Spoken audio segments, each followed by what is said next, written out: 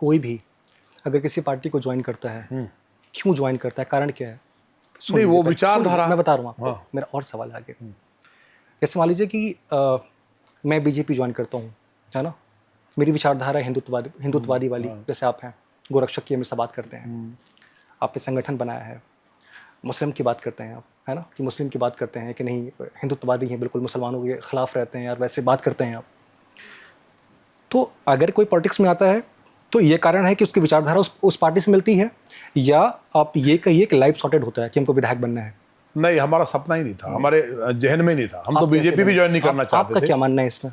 हमारा भी ज्वाइन करने का मन नहीं था पार्टी को। हम तो बताया ना, संगठन बना करके हम लड़ना चाहते थे कि हम ऐसा हिंदुत्व का एक संगठन खड़ा करें जिसमें लाखों लोगों को हम ज्वाइन कराएंगे, तो एक सेना ऐसी बने जो हिंदुओं के लिए कहीं भी समस्या है। नहीं, वो ठीक बात है। तो हम एमएलए बनने के लिए नहीं आए, बिल्कुल साफ बात है।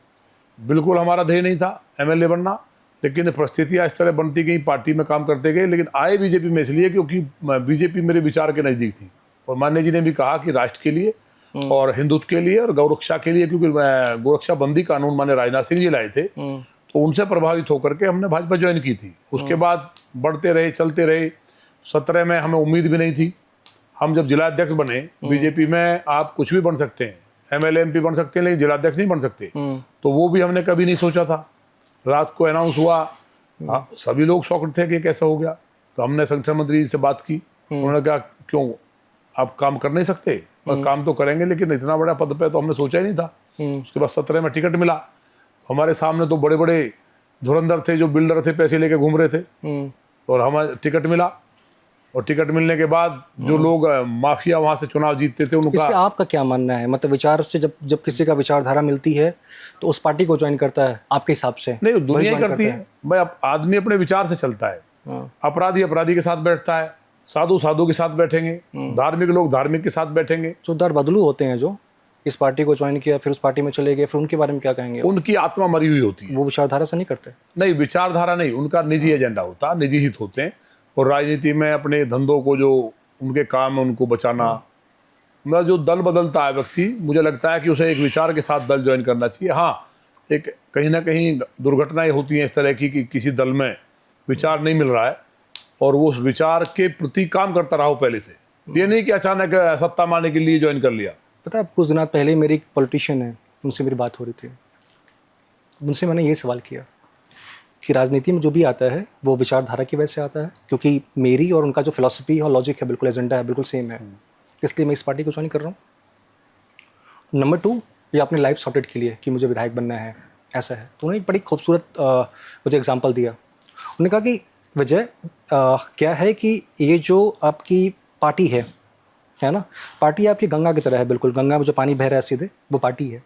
किनारे किनारे विचारधारा लगती है, लोग अपने हिसाब से किनारा पकड़ लेते हैं कि अगर मैं यहाँ जा रहा हूँ, मुझे लग रहा है कि यहाँ पे ठीक है, ये विचारधारा समाजवादी पार्टी का, तो इधर हम रोक लेते हैं। या हम इधर जा रहे हैं, इधर मुझे लग रहा है कि ये विचारधारा नहीं भी है, तो हम इधर लड़क लेते हैं।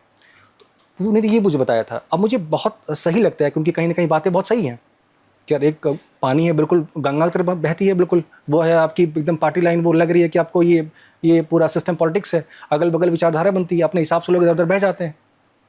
तो इसके जनरली मुझे ये बात उन्होंने बोली, उनकी बात काफ़ी मुझे ठीक भी लगी थी। वो बात ठीक नहीं है। अब क्यों लगी थी? आज के समय में आप देखिए, जितने भी अधिकतर लोग हैं, जितने भी मान लीजिए जितने भी पॉलिटिशियन हैं, किसी को बोलिए आज बोलिए किसी को आपको बीजेपी में शामिल होना है, किसी को मौका मिले, मुझे नहीं लगता कि वो नहीं करेंगे। सब जाना चाहेंगे, सब जाना चाहेंगे। नहीं, वो सही है, लेकिन जो सही बात ये है, जो राजनीति में आना चाहता है और जो देश के लिए काम करना चाहता है, समाज के लिए काम करना चाहता है, वो कभी इस बात से। कई दफ़ा मुझे ऐसा भी लगता है कि बहुत लाइफ सॉर्टेड होता है, मतलब किसी पार्टी से चुनना या फिर पॉलिटिक्स में आना बहुत नहीं, लाइफ कहाँ, बहुत लाइफ सॉर्टेड है, बहुत कम संभावना है, बहुत ज़्यादा है। आप कोई बिजनेस करना चाहते हैं तो आप सक्सेस हो सकते हैं, लेकिन राजनीति में कहाँ कितने लोग कार्यकर्ता काम करते हैं तो एक एमएलए बनता है? करते हैं। कितनी संभावना है? बीजेपी में देख लीजिए। नहीं, हम ये नहीं कह रहे एक विधानसभा से एक विधायक। मैं एग्जांपल नहीं देना चाहता। 16 लाख लोग मेरे यहाँ हैं। मैं जब आया हूँ राजनीति में, तो मैं तो काम करते हुए आया हूँ। 32 बार जेल गया हूँ मैं, लोगों के लिए लड़ा हूँ, गरीब के साथ लड़ा हूँ, गाय ना कटे, कहीं बहन बेटियों के साथ आऊँगा सर, उस पर आऊँगा, दुराचार ना हो, तो इन सब चीज़ों को लेकर के धीरे धीरे। दूसरी बात से मैं ये कह रहा हूँ कि समाजवादी पार्टी के साथ भी थे आप कुछ दिनों तक, जैसा आपने नहीं, मैं बता रहा हूँ, मैं कांग्रेस के साथ भी था, मैं बसपा के साथ भी था। हाँ मैं मतलब किसी के साथ नहीं था, मैं बड़े नेताओं को, चंद्रशेखर जी को मुझे सुनना अच्छा लगता था। आप बिल्कुल जायज जायज कह रहे तो हैं, आप बिल्कुल ठीक एक जब आदमी स्टूडेंट्स होता है और पढ़ता है, छात्र संघ के अध्यक्ष के पहले की बात है, छात्र संघ का अध्यक्ष का चुनाव भी मैं निर्दलीय लड़ा, जो स्टूडेंट पॉलिटिक्स की। मैं एबीपी से लड़ना चाहता था, टिकट नहीं मिला। ठीक है। स्टूडेंट्स ने कहा कि नहीं, चुनाव लड़ना, क्योंकि चुनाव ही हमने कराया, जेल गए, 9 महीने सड़क पर रहे। तो हमारे पास पैसे ही नहीं थे, मात्र 900 रुपए थे। अब चुनाव लड़ने वाले थे 50-50 लाख वाले। घर वालों ने हमसे कह दिया था घर में एंट्री ना करें। ये जो है कोई राजनीति का थोड़ी मकसद था उनके दिमाग में। उन्हें लगा कि हम गुंडागर्दी कर रहे हैं, और हम चुनाव जीते।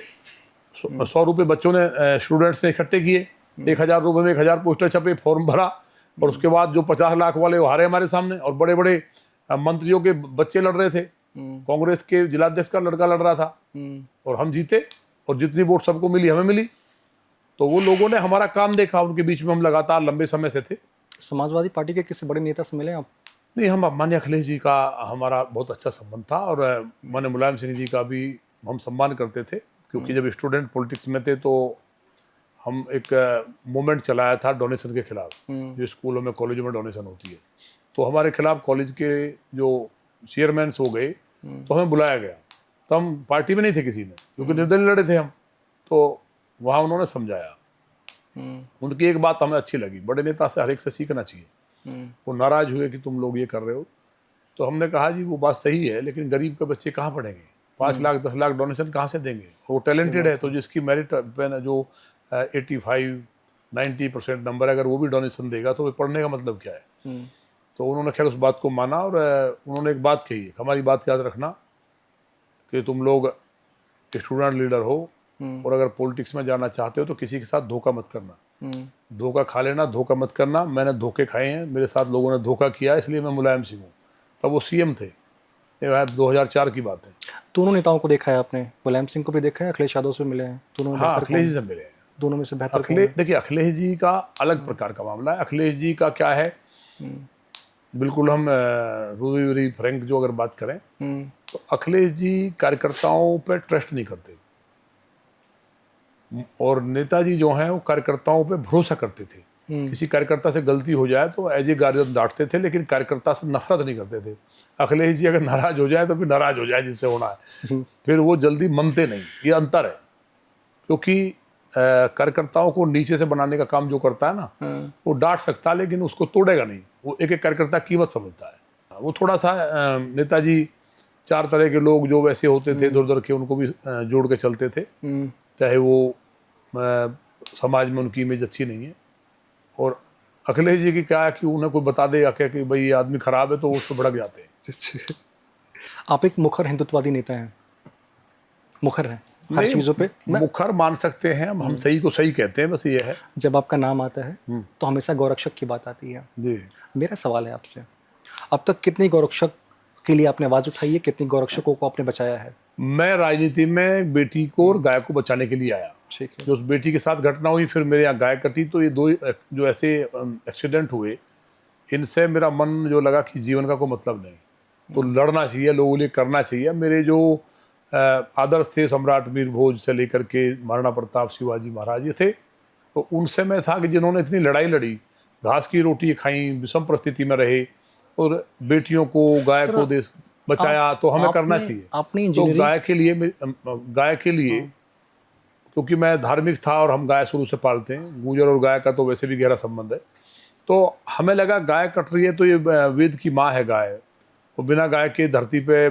जीवन की कल्पना नहीं है। तो हम बहुत लड़े और गाय के लिए बहुत जेल गए हम। पूरे एनसीआर में हमारा नेटवर्क था असगर सेना का, आपस में गोरक्षकों की जो टीम थी हमारी और भी जगह की, तो आपस में एक दूसरे से संपर्क होता था। राजस्थान के बताते थे कि देखिए दिल्ली में एंट्री कर रही है कोई गाड़ी, उनको पकड़ते थे। उसके बाद कई बार जेल भी गए, कई बार हमारे ऊपर आरोप लगे आगजनी के, तो वो सब चलता रहा। लेकिन मूल बात यही थी कि गाय की घटना ही और जो एक बेटी का बलात्कार हुआ, वो हमें कहीं ना कहीं इस सामाजिक क्षेत्र में लाई, और आज हम विधायक हो गए। तो ये हमने नहीं सोचा था।